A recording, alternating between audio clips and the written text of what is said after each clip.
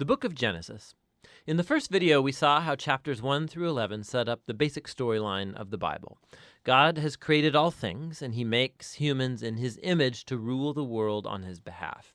The humans choose sin and rebellion, and so the world spins out of control into violence and death, all leading up to the rebellion and scattering of the people in Babylon. And so the big question is, what is God going to do to rescue and redeem his world? Well, out of that scattering at Babylon, the author traces a genealogy of just one family that leads eventually to a man named Abram, later known as Abraham. And God's promise to Abraham at the beginning of chapter 12 opens up a whole new movement in the story. God calls Abraham to leave his home and go to the land of Canaan, which God says will become his one day. And in that land, God promises to make Abraham into a great nation, to make his name great, and to bless him. Now, these promises are connected back to earlier parts of the book. So Babylon had arrogantly tried to make a great name for itself, and that didn't go over very well. But God, in his generosity, is going to bestow a great name on this no-name guy, Abraham. And God's blessing of Abraham echoes all the way back to that original blessing God gave humanity in the beginning. So the question is, why is God going to bless Abraham and his family? And the last line of God's promise makes this clear. So that all the families of the earth will find God's blessing in you. Now, this is key for understanding the whole rest of the biblical story. God's plan is to rescue and bless his rebellious world through Abraham's family. And this is why the whole rest of the Old Testament story is just going to focus on this one family, eventually called the people of Israel. This is also why Israel will later be called a kingdom of priests at Mount Sinai. God wants to use them to show all of the other nations what he's like. And ultimately, this is the promise that gets picked up by the later biblical prophets and poets who say that its fulfillment will come through Israel's messianic king, whose reign will bring justice and peace to all of the nations. Now, at this point of the story, none of that's clear. You just have to keep reading and watch the promise develop. And so the rest of the book focuses on Abraham and his family. First, Abraham himself, then his son Isaac, and then his son Jacob, and then Jacob's 12 sons.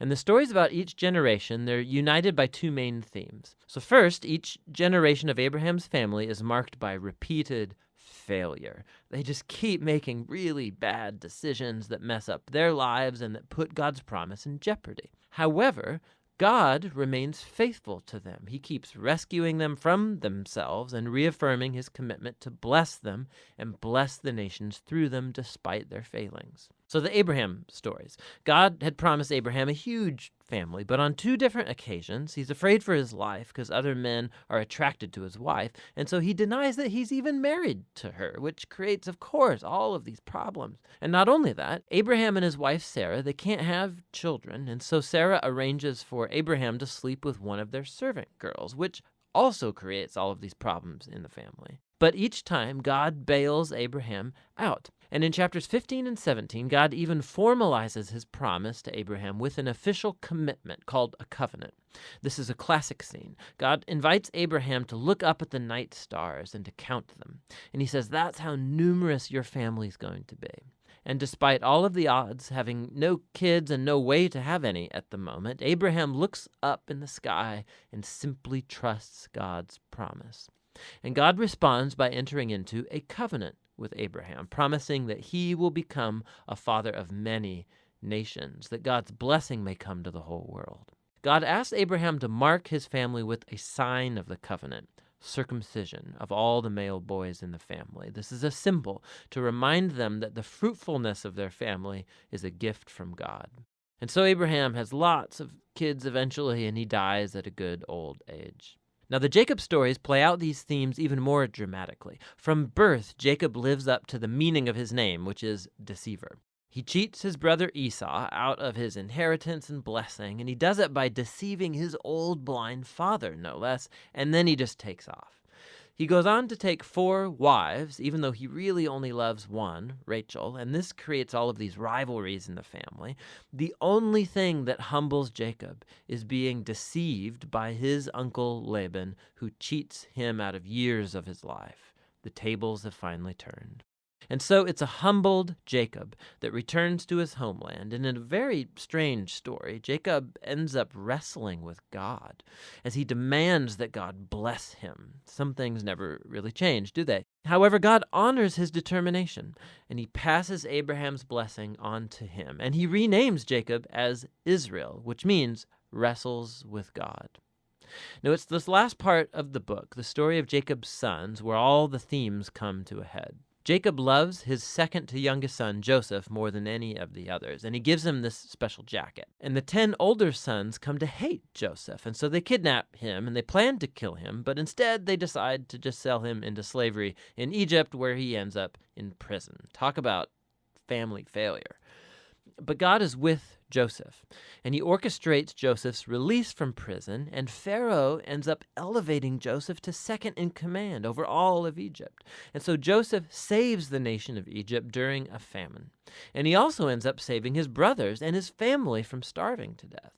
And so once again, we can see the folly and the sin of Abraham's family is met with God's faithfulness, who subverts even the evil of the brothers into an occasion to save life. And this is actually what Joseph says right near the end of the book. He says to his brothers, "You all planned this for evil, but God planned it for good, to save many lives." Now, these words are strategically placed at the end of the book because they summarize not only the story of Joseph and his brothers, but the book as a whole. From Genesis 3 onward, humans keep acting selfishly and doing evil, but this God is not going to leave his world to its own devices. He remains faithful and determined to bless people despite their failures. You can see this especially in how that mysterious promise about the descendant of the woman gets developed throughout the book. So remember, Genesis 3, God promised that this wounded victor would come and crush the snake and defeat evil at its source. And the author then connects this promise directly to the line of Abraham. This is a part of how God's going to bring his blessing to the nations. Now, from Abraham, this promise gets connected to Judah, the fourth son of Jacob, and this is how. In an extremely important poem in chapter 49, in aging Jacob, he's on his deathbed, he wants to bless his 12 sons. And when he comes to Judah, Jacob predicts that Judah will become the tribe of Israel's royal leaders, and that one day a king will come who will command the obedience of all the nations and fulfill God's promise to restore the garden blessing to all of the world. And then after this, Jacob dies. And later, Joseph dies too. And the growing family remains in Egypt. And so the book of Genesis ends with all of these future hopes and promises left hanging and undeveloped. And it forces you to turn the page to see how it's all going to turn out. But for now, that's the book of Genesis.